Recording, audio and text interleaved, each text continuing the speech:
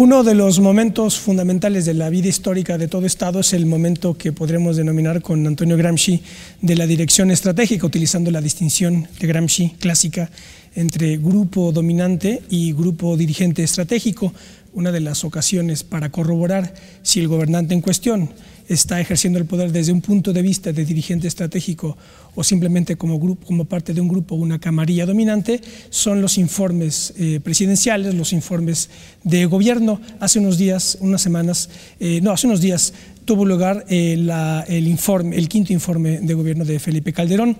En la hora que sigue vamos a tratar de indagar y de preguntarnos y de responder si el ejercicio del poder que está haciendo Felipe Calderón lo está haciendo en su calidad de dirigente estratégico o como parte de un grupo dominante dentro del Estado contemporáneo mexicano. Yo soy Ismael Carballo y esto es Plaza de Armas, no se vayan.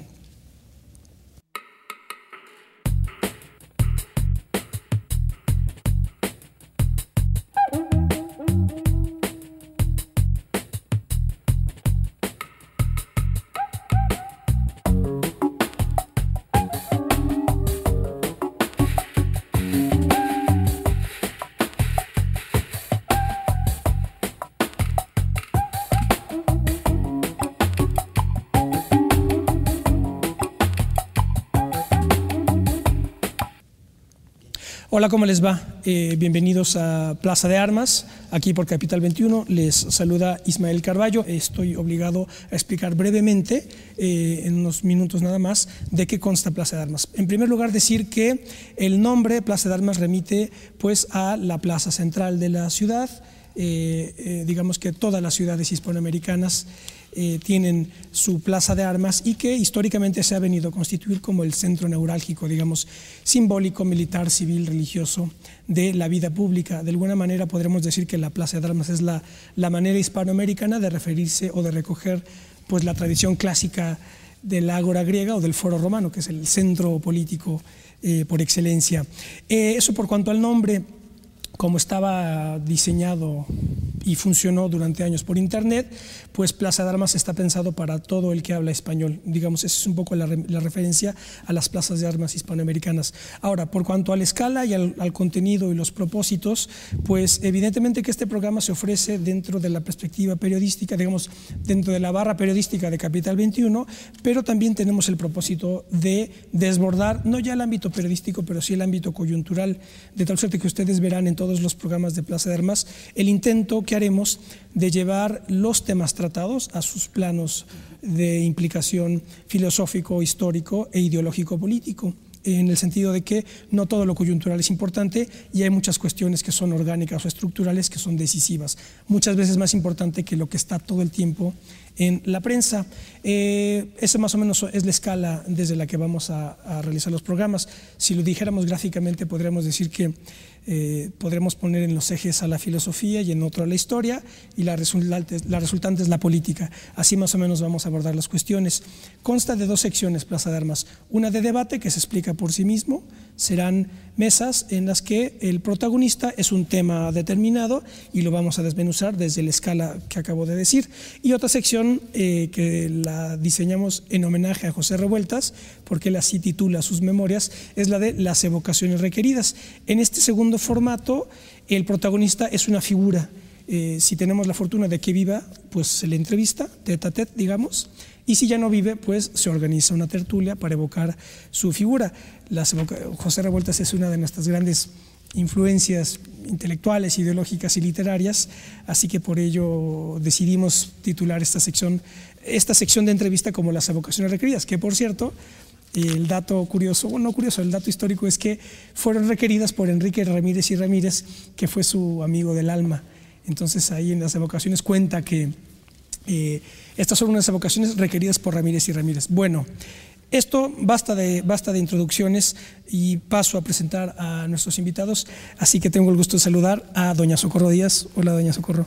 ¿Cómo le va, Ismael? Muchas gracias. Y también tengo el gusto de saludar a don Manuel Bartlett. Hola, don Manuel. Muchas gracias y felicidades. Ellos ya nos han honrado con su presencia. de manera muy gentil y siempre expedita aceptando nuestras invitaciones. Comencé citando a Gramsci para tratar precisamente de situar históricamente y filosóficamente el asunto de quinto informe presidencial de Felipe Calderón. Felipe Calderón es el primer presidente de la historia contemporánea de México que no ha dado sus informes en el Congreso de la Unión. Primer, digamos, cuestión que ya nos deja ver o pondría en duda si es en verdad un dirigente histórico o estratégico o simplemente es parte de un grupo que está ejerciendo su dominación en la estructura del Estado contemporáneo mexicano. Yo les quisiera pedir, quizá para entrar en un primer bloque de comentarios, sus consideraciones iniciales sobre este quinto informe, para ya después, digamos, ampliar el ángulo de visión y ver qué es lo que está pasando estructuralmente, porque evidentemente que este sexenio no se agota digamos, la perspectiva no es sexenal, esta es una perspectiva histórica y las cuestiones que están teniendo lugar en el Estado mexicano solo pueden explicarse históricamente, pero quizá un primer comentario en torno del quinto informe de gobierno que ahora se tuvo que dar ya ni siquiera en el Palacio Nacional, sino en el Museo de Antropología. Doña Socorro. Bien. Pues creo que estamos frente al quinto informe de gobierno de Felipe Calderón, efectivamente, informe que no he podido leer completo, pero que sí leí el mensaje político que se dio en el Museo de Antropología, en un informe que quiso ser, creo yo, o reconocer aquella idea de no hay quinto malo y que se planeó primero en el Auditorio Nacional y después fue llevado a un lugar todavía más seguro, el Museo de Antropología, y me encontré en la lectura un informe monotemático. Abre y cierra el discurso, que es el discurso más que un informe, es un mensaje, es un discurso, con el tema de la inseguridad en México. Y a reserva de entrar, digamos, a otras profundidades en esta materia, a mí me surge una reflexión de este informe monotemático. Pareciera que todos los problemas de México son uno, el de la inseguridad. Ciertamente corresponde a este gobierno haber convertido al tema de la inseguridad, al tema de la delincuencia, de un problema policial en un problema de seguridad nacional, ¿no? Pero corresponde al gobierno y a sus acciones a partir de 2006. Antes era un problema, por supuesto, la inseguridad, el narcotráfico estaba presente, era también una realidad, pero se trataba de un problema policíaco. ¿Cómo se convirtió en un problema de seguridad nacional? Esta es la primera reflexión que me ha surgido. Pues yo pienso que a partir del hecho, que es responsabilidad del gobierno de Felipe Calderón, de haber usado instrumentos equivocados, de partir de una estrategia errática para cumplir un objetivo que debe cumplirse. Todo Estado está obligado y todo gobierno está obligado a combatir la delincuencia. Yo no quiero meterme aquí a los falsos dilemas que le gustan tanto al gobierno federal, ¿no?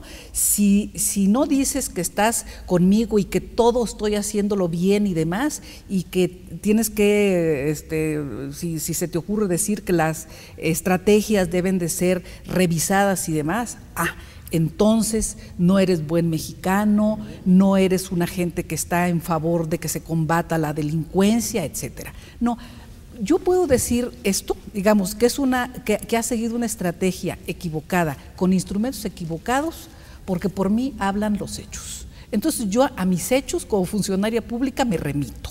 Y como no vengo a platicar mi biografía personal, pues no voy a entrar a hacer una enumeración de mis hechos, pero sí creo que ha sido una estrategia equivocada con instrumentos equivocados. Y me gustaría empezar por dejar plantada sobre la mesa de la discusión metafórica, en este caso, porque no tenemos mesa, un tema, el de la diferencia entre la seguridad pública y la seguridad nacional, que creo que ahí fue una confusión de entrada para definir una estrategia. La seguridad pública es un asunto que corresponde a las policías, voy a decirlo con toda franqueza, y tiene que ver con la seguridad intrafronteriza, y tiene que ver con la seguridad que se debe dar a los ciudadanos, a toda persona que resida en el territorio nacional y a sus propiedades, sus bienes, su vida fundamentalmente. Mientras que la seguridad nacional es una cuestión que compete, de acuerdo con la Constitución, a las Fuerzas Armadas. Es un asunto extra, fronterizo, ¿no? Y tiene que ver con garantizar la integridad del territorio, de los mares, el aire, o sea, tiene que ver con el cuidado de la soberanía y de la integridad territorial de México. Y en el momento en que el señor Calderón, creo que 6 días después de haber tomado posesión del cargo, decidió declarar la guerra al crimen organizado. Guerra, por cierto, que nunca dijo que iba a declarar, sin haberlo consultado con la sociedad, sin haber sido una propuesta electoral y demás. Pero decidió usar a las Fuerzas Armadas, que era el recurso extremo de todo Estado para resolver un problema grave dentro del territorio nacional. En ese momento escogió los instrumentos equivocados y asumió una estrategia equivocada. Eso es lo que está en el fondo de este gravísimo problema que vive México, que ha costado más de 50,000 muertos en el país, cuando se reportan más de 5,000 personas desaparecidas en México, cuando vivimos crímenes atroces y cuando nunca como ahora la vida de cientos de miles de mexicanos, si no es que millones, se ha vuelto más invivible. Entonces, esta es una quizá de las realidades centrales que tenemos que tratar, y si usted me obliga a responder su planteamiento inicial, si ha actuado como dirigente estratégico o como grupo de como parte de cabeza de una camarilla, parte de una camarilla dominante, yo creo que la respuesta es obvia. Por buscar la legitimidad que no le dio, infortunadamente, el proceso electoral, porque él surge de un proceso electoral muy cuestionado. Y es la razón fundamental por la que no puede ir al Congreso. No puede ir al Congreso, y aparte que no puede ir al Congreso, quiere disfrazarse de militar, se pone uniforme militar y se sube, ¿no?, a los tanques y al aparato de una fuerza que yo respeto mucho, y creo que muchos mexicanos respetamos mucho, el ejército mexicano y las Fuerzas Armadas en general, que creo que nunca debieron ser conducidas a una guerra sin estrategia clara. Licenciado, primer comentario sobre el... Bueno, los dos aspectos, digamos, la forma que se trató y el contenido. La forma es cada vez más precaria y menos informe en el sentido constitucional del término, que es presentarse al Poder Legislativo, ¿verdad?, y rendir cuentas. Ese es el sentido de un informe. Si bien desde su origen la Constitución de 17 permitía siempre no asistir y mandarlo por escrito, la costumbre de todos estos años fue presentarse al Congreso y rendir cuentas. Eso se acabó, no es un informe. Podremos criticar los anteriores del régimen pasado, que se convertían en el día del presidente, como tanto se dice, y los aplausos constantes, pero ahora ya es formalmente ajeno a la rendición de cuentas. Y se va minimizando hasta que, no sé, el sexto lo dará desde su recámara, ¿verdad?, porque ya ahora, entre puros amigos y alguno que otro que fue colado o que no debió haber ido, pero en fin, entre gentes que no iban más que aplaudirlo, ¿no? La forma es entonces un discurso que pronuncia ahí para fines absolutamente mediáticos, que esa es la manera hoy de gobernar. Entonces, ni es un informe, nadie sabe qué mandó ahí en sus paquetes, todavía el Congreso no empieza a hacer estos prolongados análisis del contenido del informe, pero él no dio ningún informe. Bueno, fue un discurso que dirigió a sus amigos y que lo pudimos ver 1000 veces en televisión. Los pedazos que les convenían salían una y otra vez. No podías sentarte frente a la pantalla sin que te apareciera una vez y a los 3 minutos otra vez y otra vez, lo que refleja que el objetivo era absolutamente mediático. Seleccionaron qué es lo que querían usar para impresionar a la población por encima de informes y de lo que fuera. Eso es el primer punto, la forma. La forma no existe, no fue informe, fue un discurso para fines mediáticos y lo tuvimos que ver todos, aunque no quisiéramos, una y otra vez. En cuanto al contenido, dice Socorro, y dice bien, que el tema que pone en la mesa es el que él pone en su discurso, que es la seguridad y su generosa batalla para salvar a los mexicanos de la inminente toma del Estado por el crimen organizado. Entonces, más de la mitad del informe o del discurso o de esto, más de la mitad está dedicado a eso, a explicarse por qué él considera que esto es la acción más importante. Él entiende que sus 6 años, si es que llegamos a los 6 años, ya todo el mundo da por terminado este asunto con su 5º informe, van a estar marcados por esa guerra, y por esa muerte, por esa sangre y por los nulos resultados. Entonces, ese discurso es 50 y tantos % desde el principio hasta que empieza a dar tema, a tocar otros temas, pero luego al final lo vuelve a repetir. Lo reitera, lo reafirma. Entonces, ese es su tema, es su preocupación de hacer entender al pueblo de México y a los que no están de acuerdo con esa estrategia y que lo han dicho en todos los tonos, mexicanos, internacionales, expertos, rector de la universidad, ¿verdad? Todo eso, ¿verdad?, está equivocado. Esta lucha era absolutamente indispensable porque estaba en las puertas del Palacio Nacional del Estado mexicano el crimen organizado y él lo detuvo, ¿no? Entonces, estoy de acuerdo, es una estrategia absolutamente equivocada. Esta diferencia que hace entre Socorro, entre seguridad nacional y seguridad pública, sí, es elemental. Hace 2 días, creo que ayer, lo trata inclusive un escritor extranjero. Dice, a México, ¿verdad?, le ha ocurrido que pasó de un problema de policía a un problema de ejércitos y seguridad nacional, etcétera, en un periódico de aquí de México.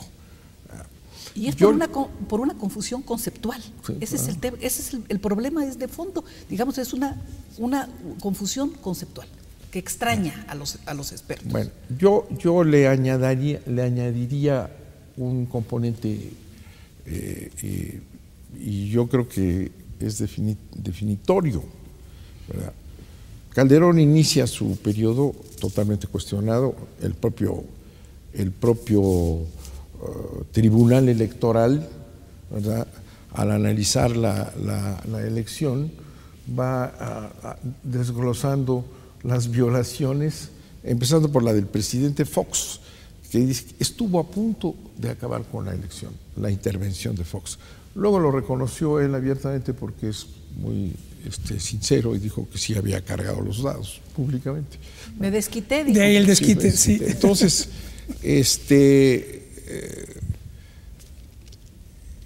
el asunto de la ilegitimidad lo dice el tribunal, ¿verdad? Luego dijeron que es que no había ningún artículo. Ya estoy como Madrazo en su comparecencia, tirando los papeles. Vamos a aprovechar esto para hacer un corte. Vamos a quedarnos con esto, licenciado. Volvemos.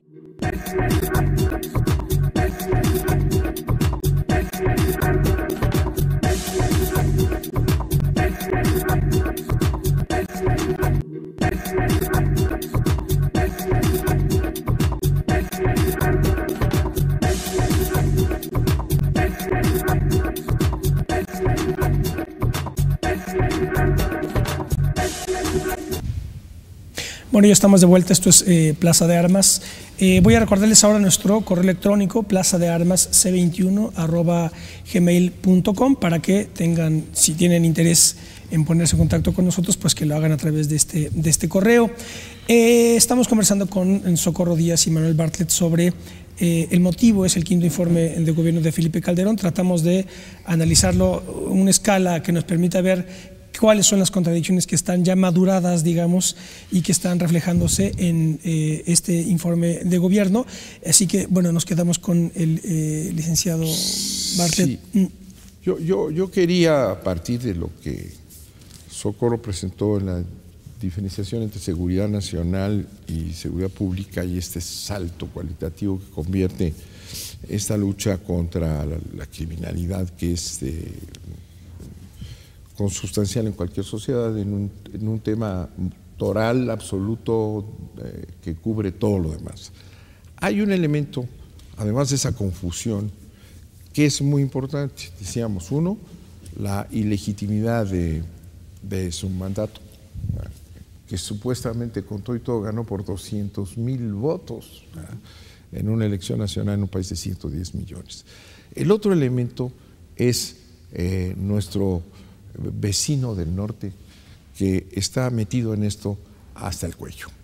Si la lucha esta, la guerra contra el narcotráfico, contra el crimen organizado, está dirigida por los Estados Unidos. Es uno de los elementos centrales de esto, porque implica un sometimiento al interés norteamericano. Sí.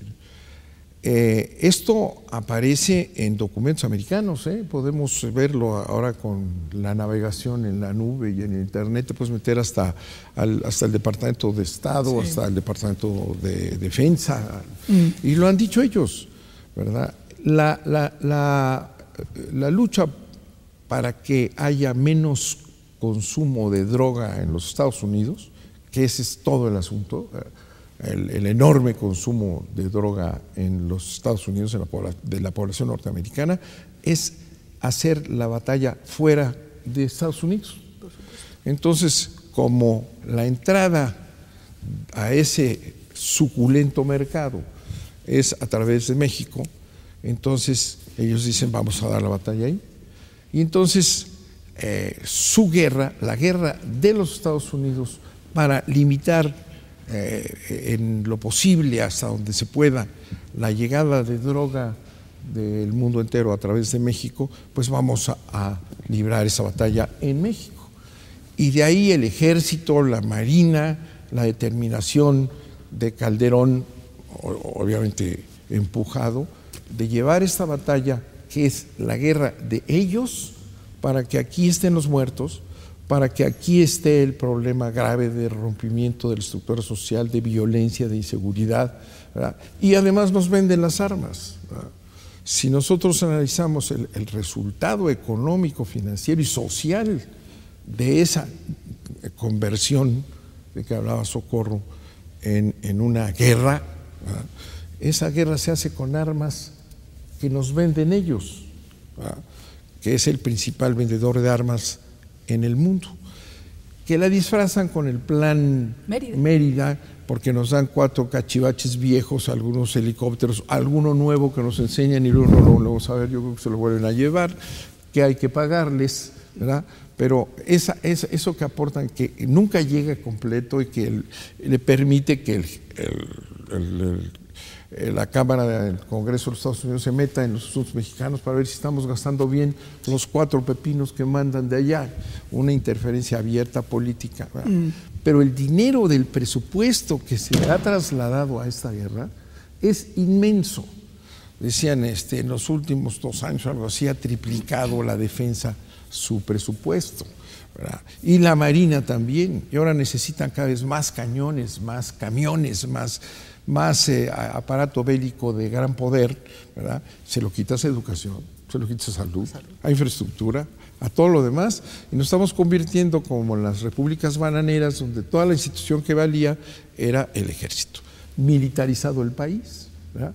Y el gran negocio de aquel lado, porque ese presupuesto que crece y crece, porque eso es lo que pasa en un país militarizado, los ejércitos siempre quieren más. sabiéndose, porque hay estudios estratégicos amplísimos, que eso no sirve para nada, porque esos cañones pues, se mueven de risa, pues se van en una bicicleta, los narcos o quien sea, y entonces andan con todas estas armas absolutamente inútiles.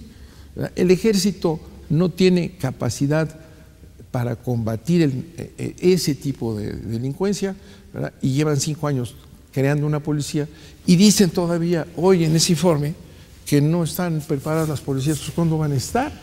Que han costado también un dineral. Entonces vamos a decir que ha sido el gran pretexto para ese gran negocio norteamericano, para que pongamos nosotros los muertos y les paguemos sus armas en este crecimiento estratosférico del gasto militar, que no para, ni parará, porque los militares no paran nunca y todos son iguales, ¿sí? Los nuestros son mexicanos, pero lo que es la dinámica de un ejército, también lo lees en los libros sobre militarismo y todo eso, y la historia que está analizada, es que siempre necesitan más y más y más aviones, más cañones, ¿verdad? Y se va para allá. Así, y finalmente el resultado es que ya públicamente allá, en el New York Times, en el Washington Post, en los periódicos más importantes, ya describen que aquí están metidas las agencias todas, ¿verdad? Que el sistema de seguridad y de escuchas y de espionaje, lo que sea, de inteligencia, como se llama con un eufemismo, ya lo tienen controlado ellos. Pero además se dicen en el New York Times abiertamente que no se los prestan a los mexicanos porque los mexicanos son corruptos. Entonces, las policías son corruptas. Entonces, aquí ellos tienen el control de la inteligencia del país, dicho por ellos, y nos aplican las grandes experiencias maravillosas que ha adquirido Estados Unidos en Afganistán. En Afganistán, dice. Porque ahora vivimos narcoterrorismo. Sí, ese es el nuevo concepto. Para podernos ir metiendo poco a poco a eso, ¿verdad? Resulta que ya estos elementos que tienen sus nombres, todos estos nombres de muertos que les llaman daños colaterales o sistemas fusionados de inteligencia, que quiere decir que están ahí los norteamericanos y los mexicanos, pero afuerita porque son corruptos y no pueden oír lo que están oyendo ellos. Bueno, eso lo dicen ya la prensa americana abiertamente. Entonces quiere decir que estamos intervenidos.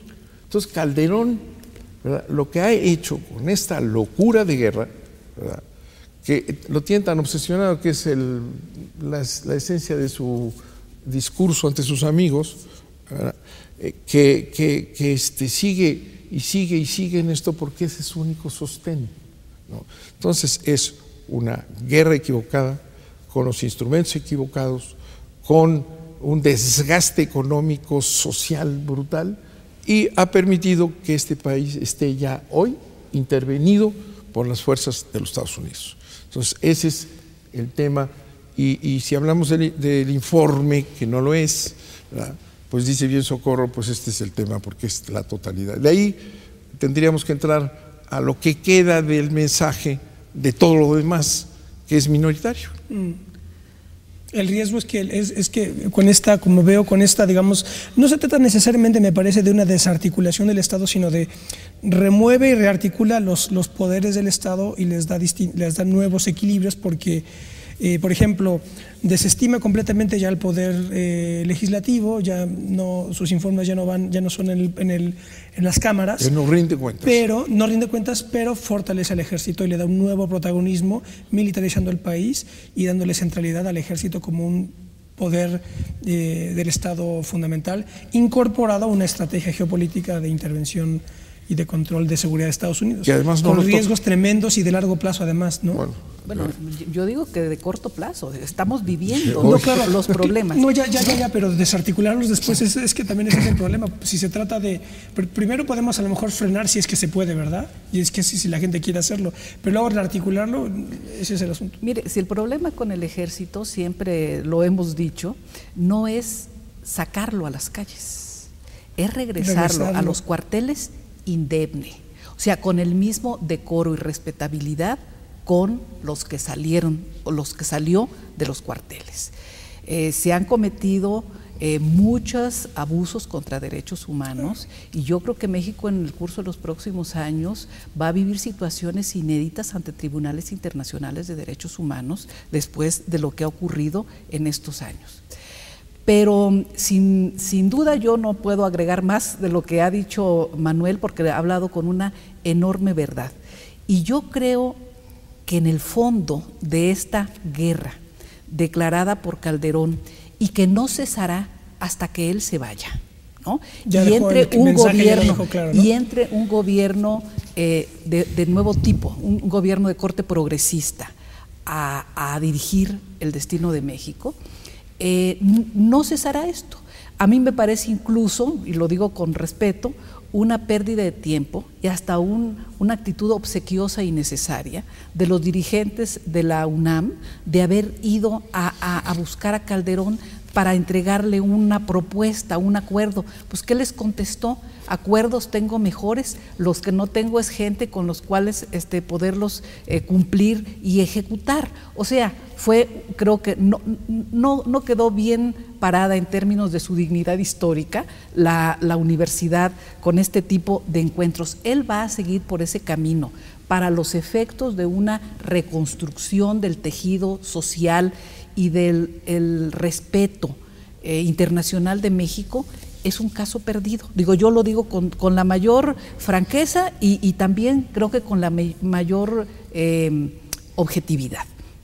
Porque si vemos las cosas con sentido práctico, pues dice, porque usted nos ha obligado a leer ese mensaje, ¿no? Dice que su estrategia integral es enfrentar y someter a los criminales. Primer punto, hasta ahora con un gran fracaso, ¿no? Porque ni sometidos, los han enfrentado, pero sometidos no están. Y es que aquí hay un error de fondo. Voy a seguir una línea de pensamiento y reflexión de Manuel. En realidad el ejército, no digo el ejército mexicano, ningún ejército regular ha podido combatir con éxito y derrotar a un grupo armado, a grupos armados que practican una especie de guerra de guerrillas. Vayamos a todos los casos históricos que conocemos. ¿Por qué? Porque responden a lógicas diferentes, porque tienen formas diferentes de actuar, y las bandas de narcotraficantes, criminales, implacables y crudelísimos, bárbaros, responden a esto, dan un golpe aquí, dan otro golpe allá, porque están divididas, porque están enfrentadas, por lo que sea, y el ejército anda de un lado a otro. Es imposible que los pueda combatir. O sea, ningún ejército regular, desde Vietnam hasta cualquier caso histórico de luchas, ha podido derrotar a bandas que actúan como guerra de guerrillas. Estos no tienen el corte doctrinario, ideológico, político, sino que hacen un negocio criminal, pero es un negocio criminal que los mueve a hacer cosas, pero sin lugar a dudas no hay un caso exitoso en este asunto. Entonces, enfrentar y someter a los criminales ha fracasado. Dice que quiere construir una nueva institucionalidad en materia de seguridad y justicia. Y yo digo, sí, es indispensable para que el Estado mexicano no desbarranque. Es un Estado en crisis, pero la crisis siempre es una oportunidad. No solamente es el momento del fracaso y del declive, claro, también es una oportunidad. Sí es necesario construir una nueva institucionalidad de seguridad y justicia. Sí, pero con respeto a la división de poderes, que aquí es otro de los temas que ha traído en una polémica inacabable al jefe del Ejecutivo, que es Calderón, frente a los otros poderes. Si quieren, luego tratamos el tema que tiene de conflicto con los jueces, a los que descalifica como si fuera un muchacho preparatoriano, ¿no? Que está hablando así en el café y dice, nosotros, refiriéndose a los criminales, agarramos, y ellos lo sacan, ya me cansaron. Pues, señor, hay una división de poderes en México y hay un Estado de Derecho bastante golpeado y bastante raspado por la conducta del Poder Ejecutivo Federal, pero existe, y nosotros queremos que en México haya un Estado de Derecho democrático O sea, por eso hemos trabajado muchos años y queremos que siga existiendo en el país y lo vamos a defender. Y finalmente dice algo en lo que yo estoy totalmente de acuerdo, que hay que reconstruir el tejido social. Por ahí deberíamos haber empezado. Si quería de veras combatir la criminalidad, debería haber empezado por reconstruir el tejido social dañado, ¿sí? Dañado por muchos factores. El principal, el desempleo, que él prometió que iba a ser el presidente del empleo, ¿no? Para los que votaron por él, y ha sido el problema del desempleo y de la falta de oportunidades educativas y de trabajo para millones de jóvenes mexicanos, ¿no? También existe la desintegración familiar, porque las familias tradicionales ya no existen, esa es parte de un mito, ¿no? Existen ahora familias con otras características. Y el problema de la pérdida de valores, ¿no? Y yo diría de valores sociales, ¿no? Y de ética, ¿no? De ética en el gobierno, porque aquí sí voy a tocar el tema. Se dice que se quiere combatir la delincuencia organizada, y yo digo también la desorganizada debe de combatirse permanentemente, y que se quiere acabar con el problema de la inseguridad en el país. Pero miren, hay una enorme carga de mentira, de hipocresía y de falsedad en lo que está pasando, y eso es quizá lo que más irrita a la gente en México, ¿no? Ver la hipocresía que hay. No voy a distraer su atención de un artículo muy interesante que leí de Thomas Friedman, donde cita a un ensayista de Singapur que dice qué está pasando en el mundo, qué núcleo central de la historia humana se ha tocado, que las democracias, que las dictaduras están cayendo y las democracias están fallando. Y el tema que toca es que dice, la sociedad hoy, a través de un celular, está 1000 veces más informada de lo que podía estarlo hace 20 años, 15 años, 10 años. Mientras que los gobiernos, sean dictaduras o sean democracias, piensan que pueden seguir mintiendo impunemente. Y aquí es el tema que voy a tratar. Mira, de todo el asunto del informe, nunca se hace mención a que se haya a un resultado en el combate al lavado de dinero. Decían los antiguos investigadores norteamericanos, follow the money, sigan el dinero. El narcotráfico y la delincuencia organizada es un gran negocio, un negocio multimillonario. Dicen que mueven más de 500,000 millones de dólares al año, ¿no? Entonces, en México siguen operando a ciencia y paciencia de la Secretaría de Hacienda y del Sistema de Administración Tributaria los llamados centros cambiarios. Este es un término que quien me oiga debe buscar en internet. Ahí está todo lo que quiero decir con esto. No hablo de casas de cambio, que hay pocas en México, ni de bancos, que dicen que están muy regulados ahora.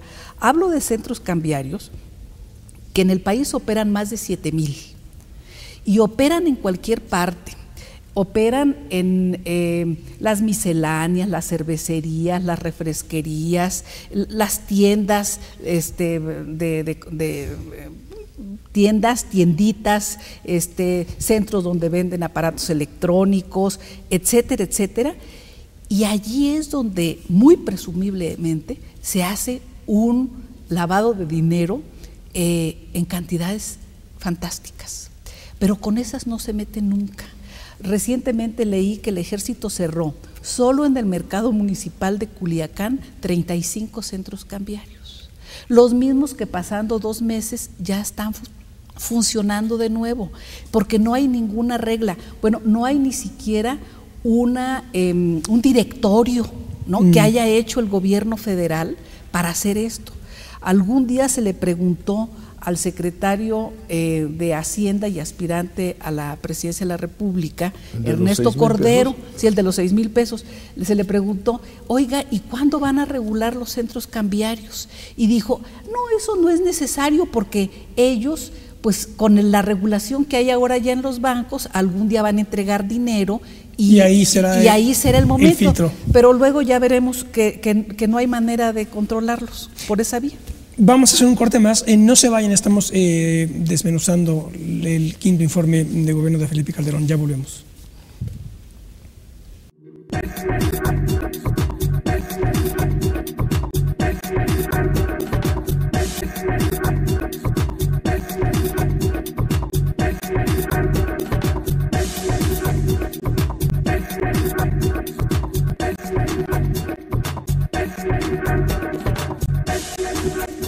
Bueno, ya estamos de vuelta. Esto es Plaza de Armas. Les recuerdo nuestro correo electrónico plazadearmas21@gmail.com. Estamos conversando con Socorro Díaz y Manuel Bartlett sobre, digamos, un debate sobre el Estado mexicano. Yo inicié haciendo la pregunta y haciendo esta distinción entre clase dominante, grupo dominante y clase dirigente o grupo dirigente, en el sentido de que el grupo dirigente histórico o estratégico es el que logra articular una unidad mínimamente consistente y poder conducir el curso del Estado con cierta homogeneidad. Si no es Felipe Calderón, si Felipe Calderón no está ejerciendo ese papel de dirigente, ¿quién lo está ejerciendo? Esa sería la pregunta. ¿Quién es? Siempre hay un grupo dominante, hay una clase dominante en todo Estado. Pero la pregunta aquí sería, ¿quién es el que está dirigiendo y quién está rearticulando algún discurso, independientemente de su contenido? ¿Quién está lanzando los mensajes para saber hacia dónde debe de ir el Estado? ¿Las televisoras? ¿Los noticieros? Pues mire, para contestarle con mucha franqueza, casi lo diría como diría don Pepe Iturriaga, con patrialgia, o sea, con dolor de patria. Yo creo que en esta dinámica de los factores reales de poder en México, el factor que ya era hegemónico, pero que ha adquirido un carácter de preponderancia y de poder sin equilibrio, es el poder de los Estados Unidos. Yo creo que este es el tema de fondo, y con ellos el poder económico que está en esto, digamos, el poder de los grandes consorcios, son los que están enviando un mensaje. Los medios de comunicación, las grandes televisoras y demás, completamente metidos en una simbiosis con el poder del dinero, no son un poder en sí, son espejos del poder, son instrumentos del poder, son arietes del poder económico. Y eso es lo que estamos viviendo, y yo creo que la sociedad mexicana, los ciudadanos mexicanos, tenemos que tener clara la idea de que somos una comunidad que requiere reclamarse como una comunidad autoconsciente, consciente de sus responsabilidades, conscientes de sus derechos, consciente de su poder, consciente de su capacidad de organización y de movilización para recuperar un poder democrático, no solo democrático, sino soberano, que recupere el control de México por parte de los mexicanos. Sí, porque yo he estado pensando que en buena, precisamente con estas estrategias, a mi juicio, en los análisis que yo he hecho, que una vez que colapsa la Unión Soviética, el siguiente enemigo para Estados Unidos en el continente es el nacionalismo, son los regímenes nacionalistas, ya no son los comunistas porque ya colapsa el sistema, pero entonces el enemigo es los regímenes nacionalistas, y entonces